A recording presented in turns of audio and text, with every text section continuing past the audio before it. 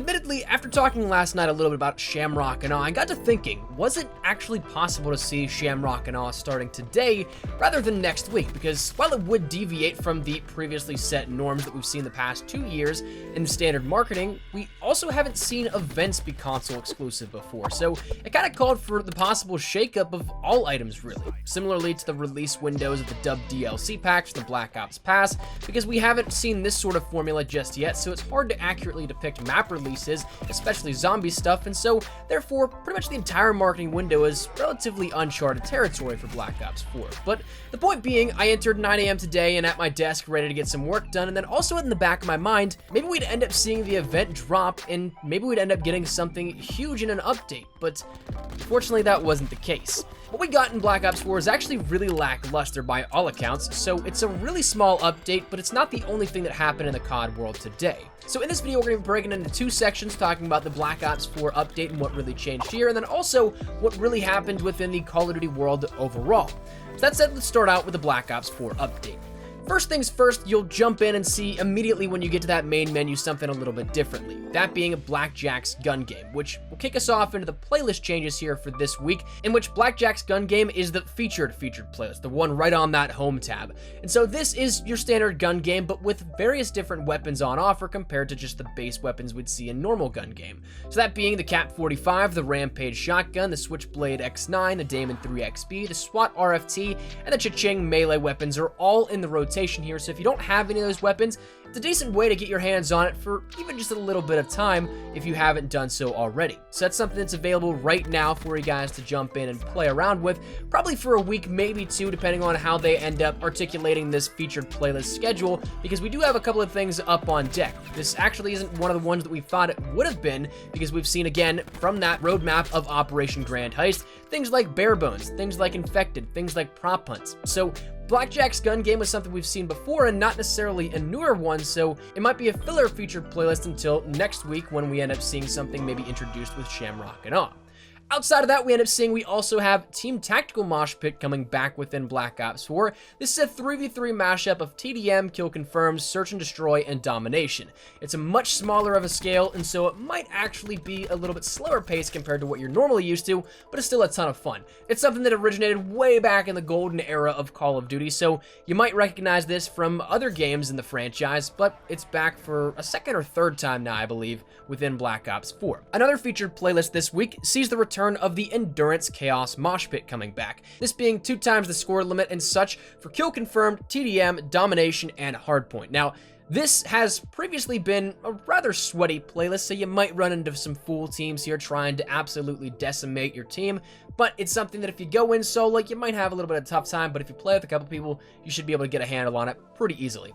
Outside of that, One in the Chamber actually didn't go away. It stays around, but it's now moved to the featured tab, not the homepage this time around, so it might be a little less populated compared to the last 2 weeks, but it's still there if you guys want to check it out for that, in which you end up having 1 shot in your Annihilator. If you end up missing, you have to get a kill via melee to replenish that, then you have a very limited number of lives as well, and it goes based off of score. So technically, you still could die early on and win the match, but it's definitely something you should try out if you haven't done so the past 2 weeks. The final thing that was changed out in terms of the playlist refreshes here for this week was the Mercenary Deathmatch Mosh Pit stayed.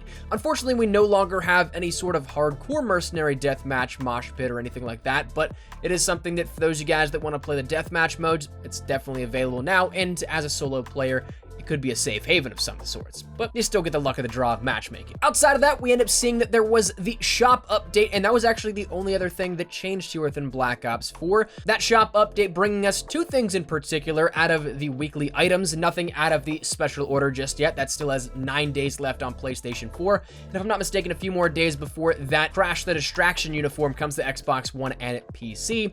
But in the shop, we end up seeing the weekly items of the MOG 12 Enforcer as well as the Nebula Crash uniform.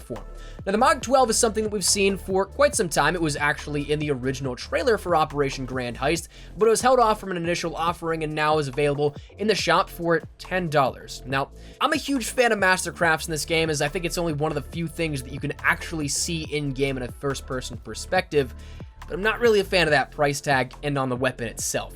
because the MOG itself is decent. I mean, it just got a pretty decent buff in which it's a very viable weapon, but I don't use it all that much. I think that I probably have like 50 kills with it or something like that if I'm trying to remember my challenges properly, and a few here and there in Blackout as well. But for $10 and a weapon that I don't really use, and I'm guessing most of you guys don't use on a regular basis, I don't necessarily see this one all that worth it.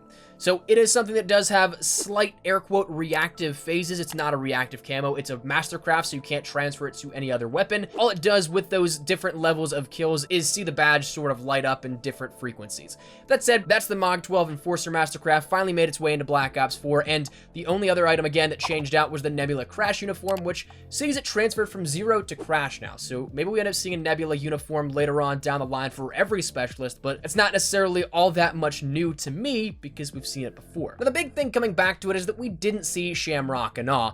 We didn't see that event start for PlayStation 4. It's kind of curious to me now that we'll end up seeing this, especially on Xbox One, if it does launch as of this Tuesday like we previously theorized, that being the 12th. Xbox One and PC will be getting that mini update and mini stream of content after St. Patrick's Day, which doesn't make a whole lot of sense to me, but I also understand why it didn't launch today to give PlayStation 4 the initial launch and then Xbox One and PC it next week before the holiday, because it would overshadow something else in the COD world, or at least take away from the marketing that would go here for this. That other announcement being the fact that Modern Warfare Remastered is now free to play for PlayStation Plus users for an entire month. So for those that don't have access to it, all you need to do is head over to the PlayStation Plus tab on your console, and you should be able to find it from there, in which you can download it for absolutely no charge at all. It's free to play, so all you gotta do is download it, and it's yours, and it's in your library. And the best part about that is that it's free to play forever once you're done installing it. It's not like you get a free month trial or something like that, that whenever the next games for PlayStation Plus users come out next month, that it'll go away and you'll lose access to it. So long as you download it before those next games come out as of next month for Plus users, it's yours forever. You own it. You bought it for absolutely no charge, and so therefore, it's yours to keep forever, which is awesome. It's something that definitely should hopefully boast more players to Modern Warfare Remastered, and it's honestly a great time to jump on and play. Whether you have the game or you're going to install it for the first time as of today, jump on because it's, again, going to populate lobbies rather well, and not to mention, dare I say, you may see a lot more noobs, if you want to call them that, the low-level players jumping on for the very first time experiencing it just because they have it. So that's something that if you're a casual player, you might be able to see some decent lobbies again, and if you're somebody that likes to go for some nice gameplays, you might be able to take advantage of that as well. So it should hopefully help everybody out in the grand scheme of things here, and it's definitely something. The game is a lot of fun, and I really enjoyed jumping on and playing again here earlier today and grabbing some footage here for you guys. So take advantage of that if you're on PlayStation. Xbox One and PC users, unfortunately, that deal doesn't apply at the moment, but there is backwards compatibility on Xbox One, and PC, I guess there's not really much to account for, which is a bummer, but it is something that it's a little bit of a promo deal here for PlayStation 4. But the one thing that I want to say wrapping this video up, though, is that having gone back and played Modern Warfare Remastered a little bit with this new influx of players, is that I'm kind of a bit bummed out now seeing the state of Black Ops 4 customization compared to games like Modern Warfare Remastered in the series previously. Now, granted, it was all through drops and such, but you could also organically earn items, and plenty of them at that, items like camos that had some brilliant designs and other cool customization things. In Black Ops 4, we end up having 15 to 20 reactive camos and about a dozen specific mastercrafts and a half dozen or so of the usable for all camos that are either static or have some slight animation, like the Street Race camo, which is unfortunately an individual camo you have to earn out of reserves for every single weapon.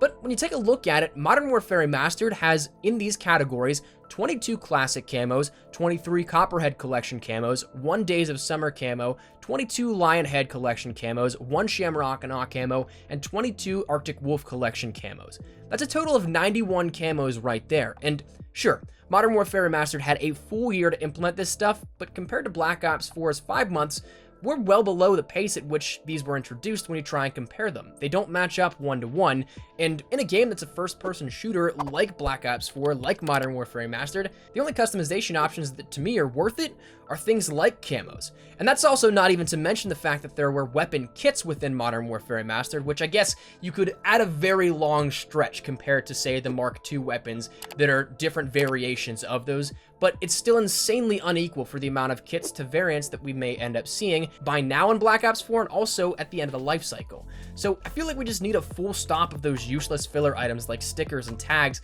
and get things like those kits, those weapon camos in larger quantities, but for the love of all things, not on the individual weapons. Make them for classifications at the very most. But I mean, ideally, I'd want to see a camo available for all weapons, just if you end up unlocking it once. So while it's awesome to go back to Modern Warfare Remastered, it kind of makes me sad that we don't have as many customization items that I think are worthwhile in Black Ops 4. But maybe you guys have differing opinions, and if so, feel free to let me know your thoughts in the comments down below. But that's everything that changed here in the COD world as of today with the update to Black Ops 4, the very mini update, and then also the free-to-play nature of Modern Warfare Remastered being released. So that said, hopefully enjoy the video. If you did, make sure you drop a like down below, and of course, if you are new to the channel, make sure you guys subscribe so you don't miss a single thing regarding all things Black Ops 4 and all things Call of Duty, anything regarding updates, news, information, tips, tricks, all that good stuff. We got you covered. So if any of that interests you, hit that subscribe button so you don't miss a single thing regarding all things Black Ops 4 and all things COD.